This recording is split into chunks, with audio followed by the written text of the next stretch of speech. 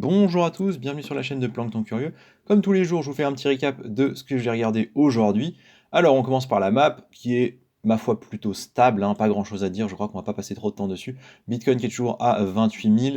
Globalement, les cryptos qui nous intéressent n'ont pas énormément baissé. Je crois que on n'a toujours rien sur Illuvium, hein, ça fait 3 jours que j'en parle, 3 jours que j'attends qu'il baisse. Voilà, on est à 59 au plus bas, dernièrement on était à 57.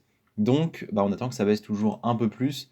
On surveille aussi Filecoin, je pense que vous le savez, j'en ai parlé quelques fois, mais un poil haut à mon goût. On va regarder, ouais, il est à 5,55. Personnellement, je l'attends plutôt autour de 5, voire même de 4,5. Vous voyez, il était encore à 3 dollars en décembre, janvier.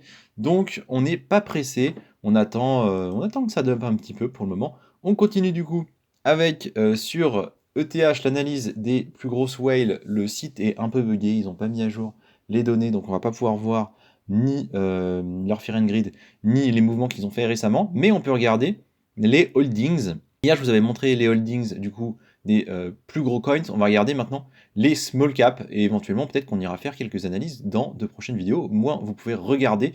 Donc, on a ici Locus qu'on avait vu. Alors, je vous invite à vraiment checker les adresses. Là, si vous cliquez ici, vous avez accès en fait à Etherscan, et sinon vous pouvez aller sur BubbleMap éventuellement pour regarder qui détient des tokens. Ça, c'est assez important. Faites-vous quand même une petite idée de qui sont les holders et de combien ils possèdent de tokens, parce que vous voyez ici, il y a quand même une adresse à 17%, une adresse à 15%, plusieurs adresses ici entre 3 et 4, et en réalité, si on agrège les adresses qui appartiennent aux mêmes personnes, on se rend compte que sur ce token-là, j'avais fait le travail tout seul, de mon côté, on se rend compte qu'il y a 50 à 60% des tokens qui sont détenus par moins de 10 adresses. C'est assez centralisé, moi j'aurais envie de dire faites attention. Mais voilà, ça peut être des tokens à creuser un peu. Donc on a Locus, on a PAN, on a Fly, EXM, CLT, UPXAU, bref, des tokens qu'on ne connaît pas. Le reste, je ne connais absolument pas non plus.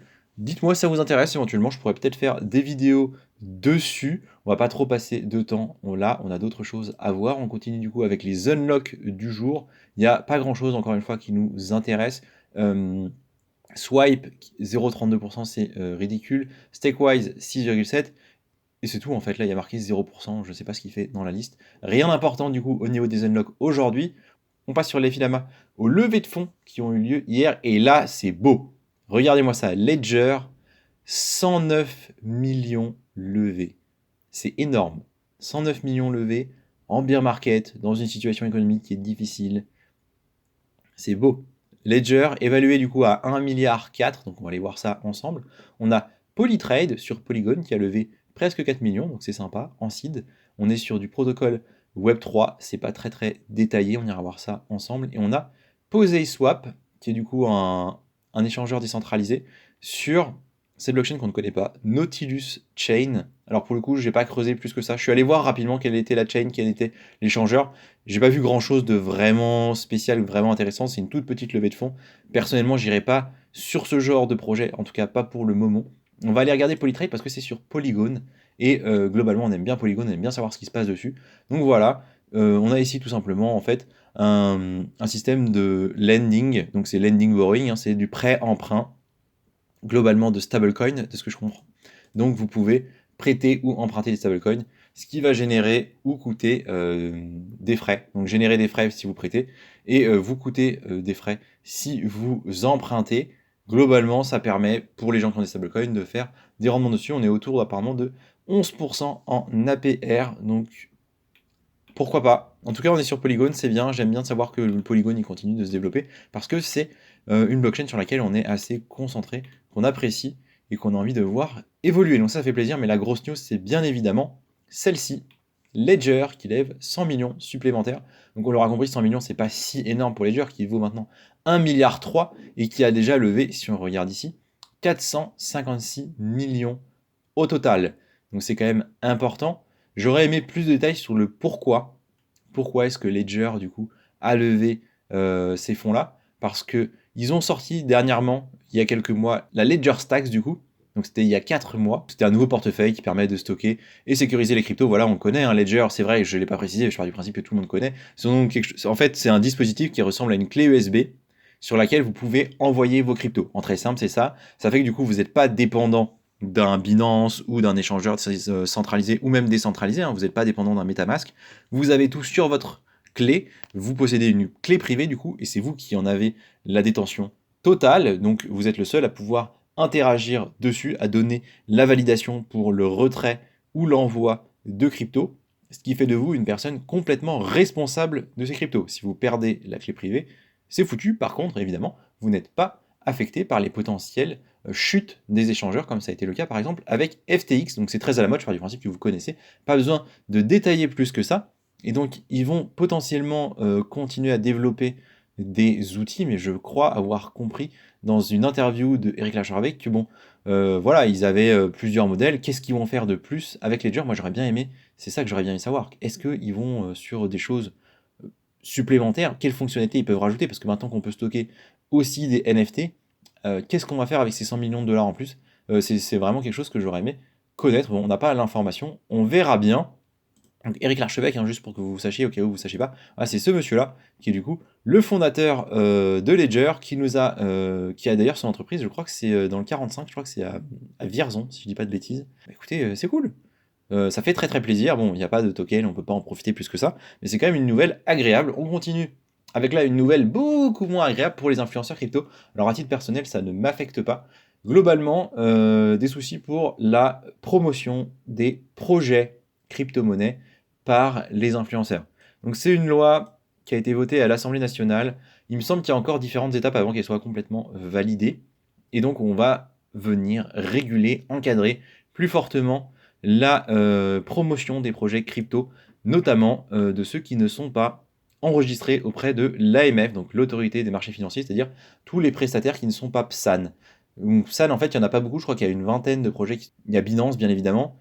Ce qui n'est pas très clair, du coup, au niveau de cette réglementation, c'est comment est-ce que ça impacte exactement les influenceurs et du coup, quel projet. C'est-à-dire qu'on a bien compris qu'il fallait être PSAN pour être présenté par des influenceurs, mais on suppose que c'est dans le cadre de partenariats rémunérés. C'est-à-dire que c'est le business model d'un certain nombre de youtubeurs, d'un certain nombre de personnes sur Twitter ou autres plateformes, mais c'est essentiellement Twitter, YouTube, qui globalement vont mettre en avant des projets, être rémunérés par ces projets, et donc cette pub bénéficie du coup au projet en question parce que du coup la communauté de l'influenceur va venir investir dessus. Donc évidemment il y a eu tout un tas d'arnaques, tout un tas de choses désagréables liées à ces projets-là, et donc on peut comprendre que ça soit réglementé. La question c'est comment est-ce que ça se passe pour les personnes qui comme moi présentent des cryptos. Par exemple j'ai présenté plus d'une centaine de projets sur ma chaîne. Est-ce qu'il y a un impact? Théoriquement, je dois avoir le droit de le faire vu que je ne suis pas rémunéré, que je fais ça de façon tout à fait objective et selon mes critères à moi. J'incite pas à l'achat, juste je propose en fait mon analyse. Donc ça, je pense que ça pose pas de souci. Mais reste à voir comment ce sera détaillé exactement.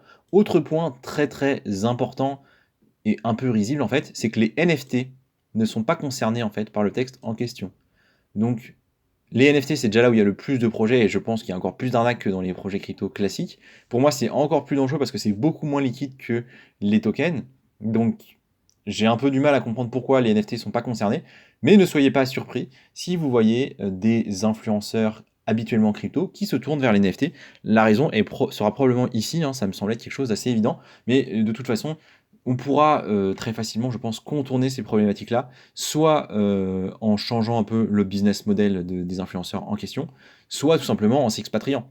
Je pense que c'est ce que feront un certain nombre de personnes, parce que vous comprenez bien que si en France on n'a pas le droit de faire ces vidéos-là, ces promotions-là, bah, il suffit d'aller dans un pays frontalier ou un autre pays francophone ou juste un autre pays, et ce sera toujours possible. Donc les gens pour qui c'est vraiment le business vont pas s'arrêter aujourd'hui parce qu'il y a une réglementation là-dessus. Ils vont juste aller ailleurs et continuer en fait à proposer les mêmes services. Parce que là, en tant que consommateur de ces contenus-là, bah, certes, vous n'avez peut-être pas l'influenceur habitant en France qui peut le faire, mais vous êtes toujours l'influenceur francophone qui habite en Belgique, qui habite en Suisse, qui habite au Canada. Donc oui, il y aura toujours en fait ce genre de problématique-là parce que c'est pas une réglementation qui est mondiale ni européenne, c'est juste une réglementation qui est française. Donc à mon sens, c'est un peu limité. On verra ce qu'ils en font vraiment. Je suis un peu dubitatif vis-à-vis de ça. On verra bien. Je continue avec Cryptos du coup, qui nous dit le 12 avril, environ 18 millions d'Ethers, donc 18 millions d'Ethers au cours actuel, on est vers les 30 milliards de dollars. Donc c'est quand même pas mal, même un peu plus maintenant, vont être libérés suite à la mise à jour Chapeya. Alors moi, je m'attendais plutôt à une mise à jour Shanghai, mais va pour Chapeya. Nous remarquons du coup que la majorité des ETH placés en stacking sont sur des protocoles de liquid stacking. Alors oui, ça on le savait un petit peu. On a ici la courbe du coup de stacking des ETH depuis 2020 et on voit du coup que sur 3 ans, on a effectivement sur liquid stacking la partie bleue ici, donc c'est quand même assez important, presque 5 millions. On a beaucoup sur les échangeurs centralisés, vous voyez, c'est la deuxième plus grosse source de stacking. Inconnu en violet, donc on ne sait pas ce que c'est, et les pools, donc je suppose que ça c'est vraiment directement sur ETH, qui au final représente la plus petite part. Assez intéressant, notez donc du coup qu'il y aura des ETH libérés d'ici un peu moins de 2 semaines, on verra bien l'impact que ça aura, je ne suis pas très inquiet pour le moment. On continue et on termine sur cette bonne nouvelle, en ce moment j'aime bien terminer sur des bonnes nouvelles, l'Unicef qui se tourne vers les DAO. Alors pourquoi c'est une bonne nouvelle? Tout simplement parce que ça met en avant et en valeur la technologie blockchain, et ici la technologie des DAO. Donc DAO, je rappelle, les organisations décentralisées et autonomes, c'est-à-dire que globalement, il suffit d'avoir des tokens pour participer au vote dans la DAO et donc pouvoir décider de la direction que prend un projet. L'UNICEF, pour rappel, c'est le Fonds des Nations Unies pour l'enfance. Ça existe depuis la fin des années 40, je crois que c'est à 1946. Ils ont un certain nombre de missions qui sont l'éducation des filles dans le monde, la vaccination, la lutte contre le sida et le VIH, la protection de l'enfance, la santé des nouveau-nés et l'égalité homme-femme. Et donc, ils font partie de l'Organisation des Nations Unies, l'ONU. On va terminer cette vidéo sur une nouvelle que je trouve plutôt agréable, plutôt positive. L'UNICEF se tourne vers les DAO. Donc l'UNICEF, du coup, c'est le Fonds des Nations Unies pour l'enfance, donc l'acronyme c'est UNICEF, qui accepte depuis plusieurs années les dons en crypto-monnaie, parce qu'il faut savoir que, en fait, c'est un organisme qui fonctionne essentiellement sur un système de dons, et donc il est possible de le faire en crypto depuis plusieurs années. Il y a un certain nombre d'ailleurs d'entreprises crypto qui l'ont fait. La mission de l'UNICEF, c'est donc essentiellement l'éducation des filles, la vaccination et la lutte contre le sida et le VIH dans le monde, la protection de l'enfance, la santé des nouveau-nés et l'égalité homme-femme. Donc globalement, quelque chose de positif, hein. Je ne sais pas exactement comment c'est géré en interne, mais je pense que c'est bien de soutenir ce genre d'organisme. Ça fait partie de l'ONU. Et on apprécie en fait déjà qu'ils acceptent les paiements en crypto, hein. C'est une preuve d'une certaine adoption déjà. Bon, après, je pense qu'ils ont juste besoin d'être soutenus, donc crypto ou pas crypto, ça leur va très bien. Et donc, ils pensent passer à un système de DAO. On va voir ça ensemble.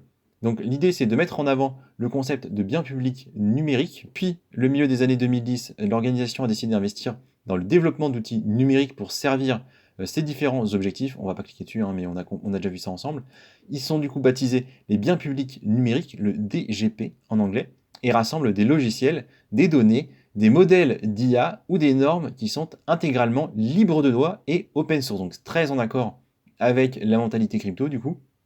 Et donc ces outils, qui sont d'un nouveau genre pour eux, participent aux objectifs de développement durable et favorisent l'inclusion numérique. C'est pourquoi l'UNICEF souhaite les mettre en avant. Très bien, donc on est sur aussi une forme d'éducation en fait aux outils du numérique, donc c'est très bien. Les systèmes du coup de DAO pour mieux piloter chaque projet de l'UNICEF. Et donc c'est vraiment pour les piloter de façon individuelle. Donc pour chaque DGP, on en a parlé, identifié, l'UNICEF envisage de créer un système de DAO pour mettre en relation les créateurs de projets, mais pas que. Donc il nous propose d'écouter ce que dit Aaron Maraja, qui est responsable de la blockchain de l'UNICEF. Et donc ça c'est intéressant, parce que je ne savais pas qu'il y avait une blockchain à l'UNICEF. Donc je ne sais pas s'ils ont une blockchain propre ou si c'est responsable blockchain tout court et que là en fait il y a des mots de liaison pour rien, recherche à faire du coup. Et il nous dit donc, dans un sens, c'est une DAO fermée pour chaque DPG, donc pour chaque projet, afin d'embarquer toutes les parties prenantes. En ce moment, nous l'envisageons pour les membres de l'équipe, mais je pense qu'il est pertinent que cela puisse même inclure des utilisateurs finaux, oui, il me semble évidemment, hein, c'est une très bonne idée, ainsi que d'autres parties prenantes, afin que la communauté autour de la DGP se réunissent et décident ensemble de ce qui doit se passer. Donc effectivement, je pense que c'est une bonne idée, je pense que c'est une bonne façon de penser. Il était présent du coup à la Paris Blockchain Week la semaine dernière, il a été interviewé par The Block, il a pas arrêté de dire à quel point c'était vachement bien. Donc les DAO permettront selon lui de répartir équitablement les moyens d'action et la puissance de feu de l'UNICEF sur les différents DPG au niveau international. Alors ça à voir, parce que si à chaque fois c'est une DAO pour un DPG, en soi, du coup, l'UNICEF en lui-même n'est pas géré par une DAO, donc je suis pas sûr. Ce qui est intéressant, c'est que le projet se construit sur Polygon, donc ça, on apprécie aussi, et globalement, je pense que c'est une idée qui est appréciable. Après, on a déjà vu des cas de DAO où une personne ou une entité a beaucoup trop de tokens, beaucoup trop de poids dans les décisions, donc il faudra que ça reste quand même assez contrôlé de ce point de vue-là, mais je leur fais confiance pour gérer ça de façon intéressante. Et donc, dernière partie de l'article sur le Crypto Fund, en fait. Donc, c'est un fonds crypto, hein, tout simple, qui est géré par l'UNICEF, qu'ils utilisent pour financer des projets qui les intéressent, qui correspondent à leurs objectifs. À savoir que, du coup, eux ne bénéficient pas de cet argent, hein. Ils sont, du coup, garants, en fait, de la qualité des projets. Ils vérifient ce qu'ils font. Ils vérifient aussi la source des revenus qu'ils perçoivent. Mais après avoir investi dans ces 41 startups, ils n'ont pas pris part dans celle-ci. C'est quand même super intéressant. On est juste sur du financement et vraiment suivre du coup une direction intéressante. Alors je connais pas très bien ce monde-là, hein. Je sais pas si derrière est-ce qu'ils ont des casseroles, est-ce qu'il y a des choses peu souhaitables, j'en sais rien. Mais ça fait quand même plaisir de savoir que ça fonctionne comme ça. Et donc parmi les plus gros donateurs, on a Ethereum Classic Labs, Animoca Brands et UOB Charity, donc quand même des projets qu'on connaît, hein, des entités qu'on connaît. Et donc c'est quand même sympathique, c'est une bonne nouvelle je trouve. Et je vais finir là-dessus. Je vous souhaite une bonne journée. Merci de m'avoir écouté et à la prochaine.